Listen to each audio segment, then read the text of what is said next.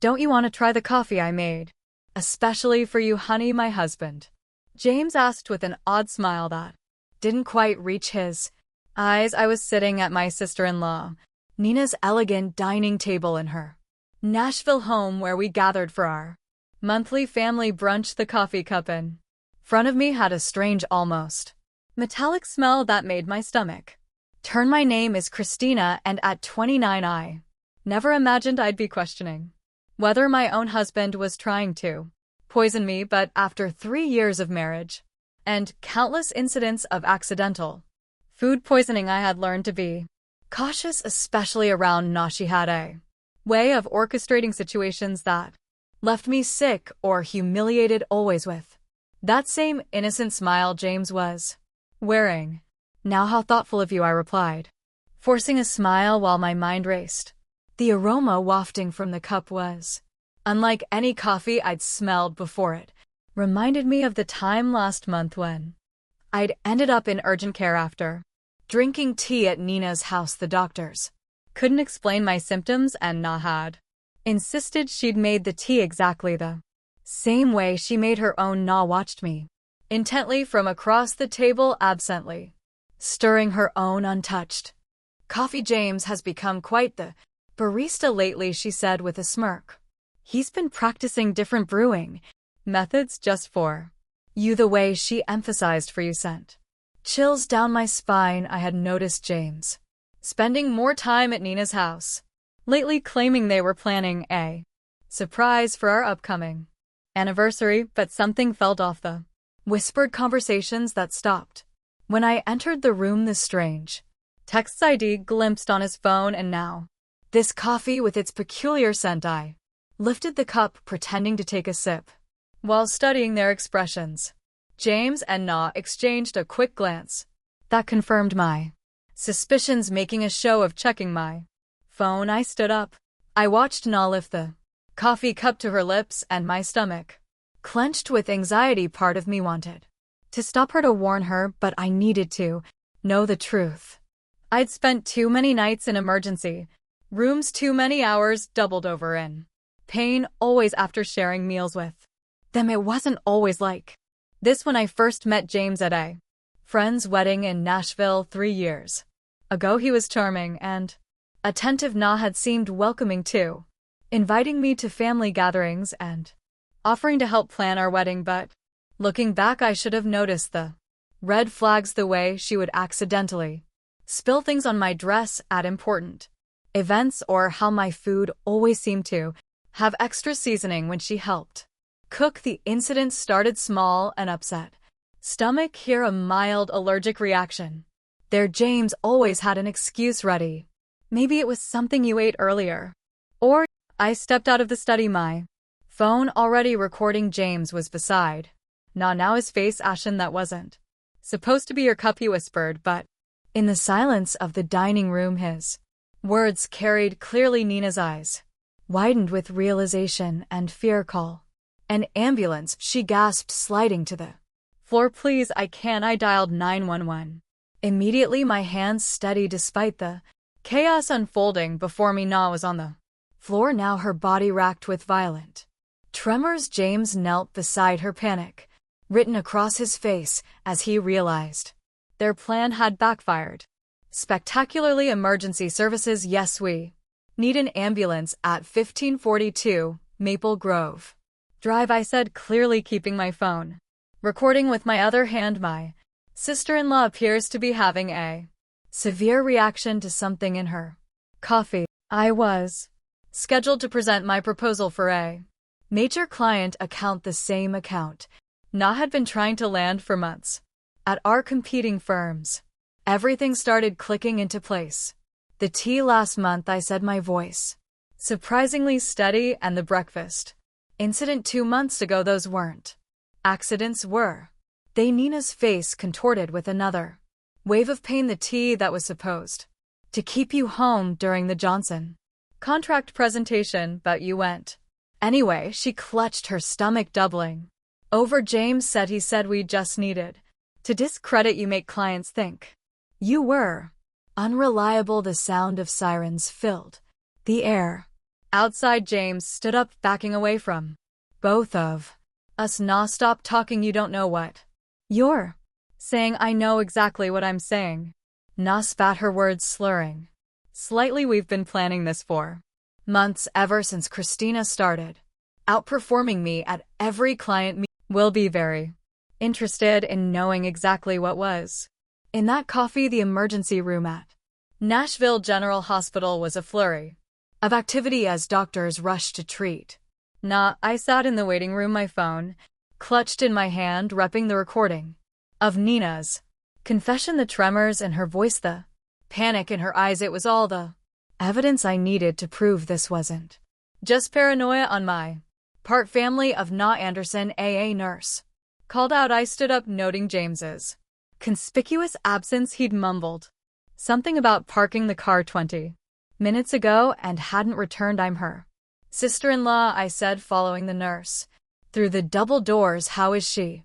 She's stabilized, but we found concerning levels of toxins in her system, the nurses I pulled up the text side discovered on his phone last week, the ones I'd secretly forwarded to myself. So these messages between you and Nah about making sure she's out of commission before the Henderson presentation were just friendly conversation. His face drained of color. You went through my phone after I found the strange in your desk drawer? Yes, I did. I turned to Dr. Phillips. Doctor, I've been hospitalized 3 times in the past 6 months with unexplained symptoms. I'd like to know if they match what you found in Nina's system today. The doctor's eyes narrowed. We'll need to run some tests to compare. Security will make sure your husband remains available for questioning. 2 security guards appeared, positioning themselves on either side of James. He looked raw, his carefully constructed facade crumbling. Nina and I, he stammered, we're just trying to help you slow down.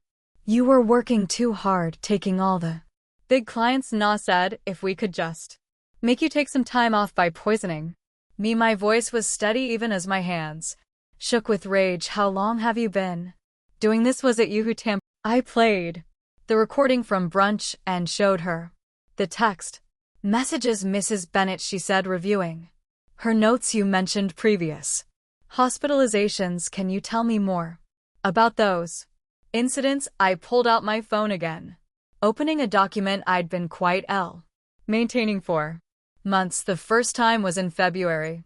After a dinner at Nina's house, I had severe stomach pains and dizziness. The second was in April, the tea incident, and then in June after breakfast with them. My voice remained steady as I continued. Each time the symptoms were similar, but just different enough that the doctors couldn't pinpoint a cause. The detective's eyes narrowed as she looked at my detailed log of dates, symptoms, and circumstances. And you've been keeping records ever since I noticed the pattern. I hesitated before pulling out another phone from my purse. I also started carrying a backup phone with a different number. I used it to record conversations when I was around them. I have several where Nah and James discuss their plans, though they're careful not to be explicit. In one of the recordings, Nina's voice came through clearly. The Henderson account is worth millions, James. We can't let her ruin everything we've worked for.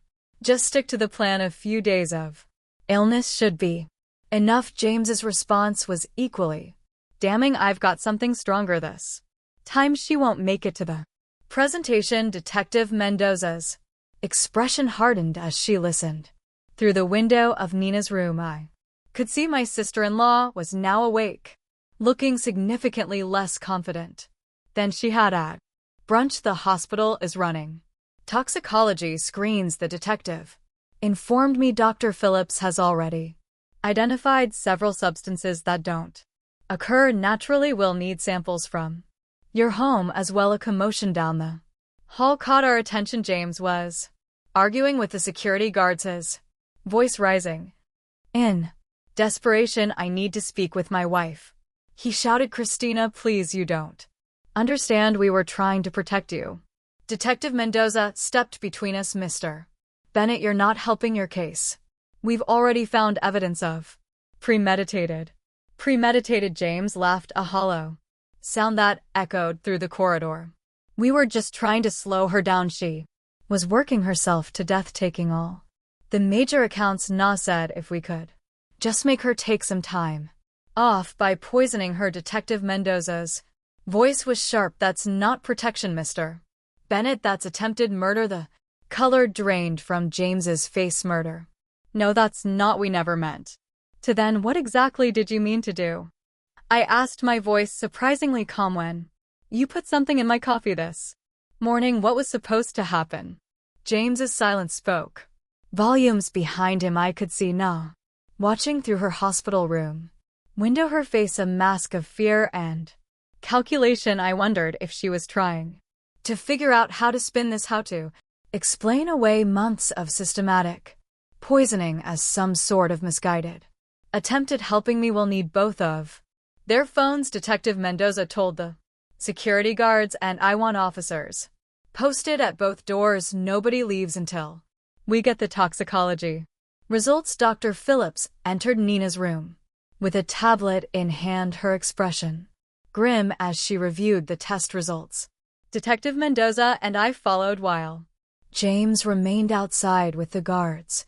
Na tried to sit up straighter in her hospital bed, but the tremors hadn't completely subsided. The toxicology report shows elevated levels of several substances, Dr. Phillips announced, her voice clinical. Most concerning is the presence of a particular compound that's typically used in pharmaceutical testing. It's not something the general public should have access to. Knockface paled. That's impossible. James said it was just something to cause mild symptoms. Mild symptoms, Detective Mendoza interrupted, taking out her notebook. Like the ones your sister-in-law experienced over the past 6 months. The door opened, and another detective entered holding an evidence bag. We found these in Mr. Bennett's office desk at the Anderson marketing firm, he reported, presenting several small bottles with clinical labels along with detailed notes about dosages and reactions. I felt my knees weaken as I realized the full scope of their plan. You were documenting everything like some kind of experiment. It wasn't like that, Na protested, but her voice wavered. We just needed to track what worked. The first few attempts weren't effective enough. You kept showing up to meetings anyway, so you increased the dosages.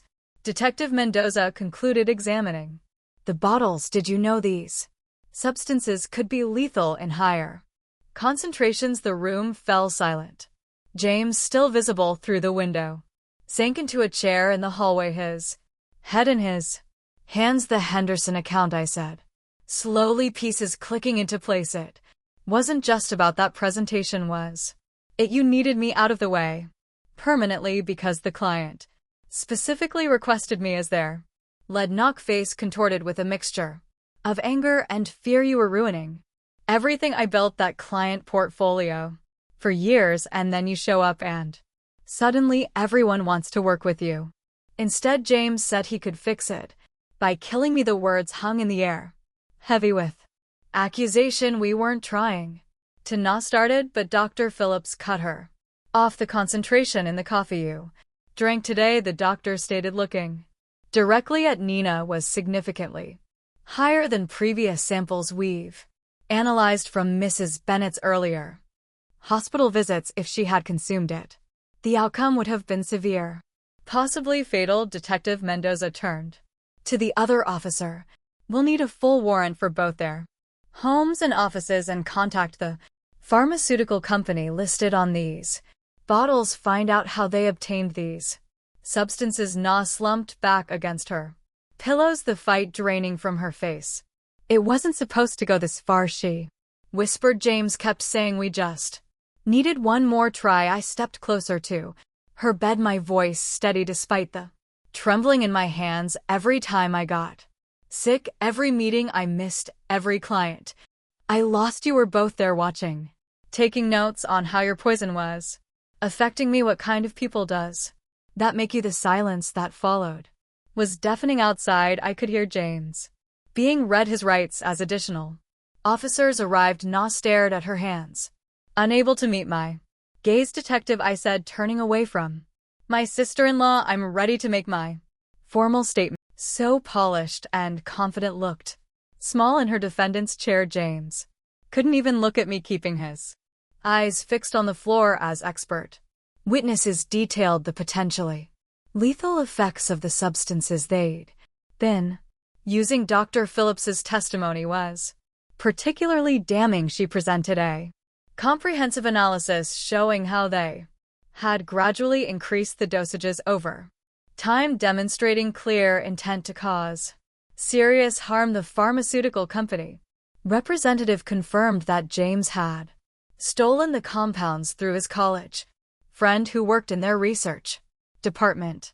The defendants showed a calculated pattern of behavior. The prosecutor argued in her closing statement this wasn't just to prevent me from achieving the Henderson account, which she and James had been so desperate to steal, had led to several more major clients, establishing me as one of the top marketing executives in the region. Success isn't just about talent or hard work. I began looking out at the sea of faces. It's about integrity, about building genuine relationships based on trust. One paused, letting my words sink.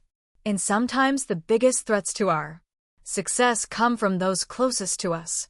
But surviving those challenges makes us stronger. After my speech, several young professionals approached me seeking advice. One woman, her eyes bright with determination, asked how I'd maintained my composure throughout the ordeal. I focused on what I could control. I told her I gathered evidence, trusted my instincts, and refused to let fear stop me from pursuing my goals. Later that evening, I received an email from the Henderson client confirming they were renewing their contract for another 3 years. I smiled, thinking about how differently things might have turned out if I hadn't trusted my instincts. That day at brunch, the local paper had run a small article that morning about Na and James beginning their prison sentences. I didn't read it, and instead I focused on the proposal for my newest client project, knowing that the best revenge wasn't about getting even. It was about moving forward and succeeding, despite those who tried to hold you back.